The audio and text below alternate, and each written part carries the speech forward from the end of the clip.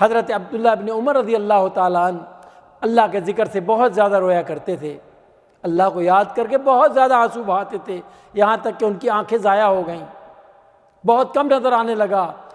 حکیم کو دکھلایا گیا تو اس نے کیا فیصلہ کیا کہ میں آپ کی آنکھ کا علاج کر سکتا ہوں، لیکن ایک شرط ہے۔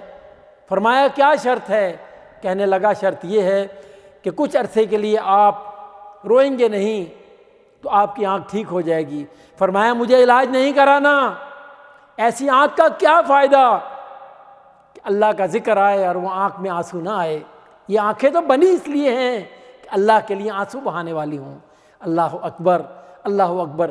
اسی طرح ایک اور حدیث میں نبی اکرم صلی اللہ علیہ وسلم نے ارشاد فرمایا کہ اگر کوئی شخص اللہ کے خوف سے اتنا روتا ہے اس کے آنسو کے کچھ قطرے زمین پر گر جاتے ہیں تو اس کے لیے خوشخبری ہے، کل قیامت کے دن جہنم کی آگ اسے چھو نہ سکے گی، اللہ کا عذاب اس کے قریب نہ آ سکے گا۔ کتنی بڑی خوشخبری ہے میرے بھائیوں۔ یہ آنکھوں کا رونا بہت بڑی نعمت ہے، اللہ سے مانگا کریں اس نعمت کو۔ وہ آنکھ کسی کام کی نہیں، اس کی کوئی حیثیت نہیں جو اللہ کے لیے جس آنکھ میں آنسو نہ آئیں۔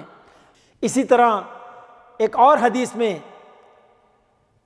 نبی اکرم صلی اللہ علیہ وسلم نے ارشاد فرمایا کہ دو آنکھیں ایسی ہیں جن پر جہنم کی آگ کو حرام قرار دے دیا گیا۔ اللہ اکبر، کتنی بڑی خوشخبری ہے، غور کریں ذرا۔ اور کون سی ہیں دو آنکھیں؟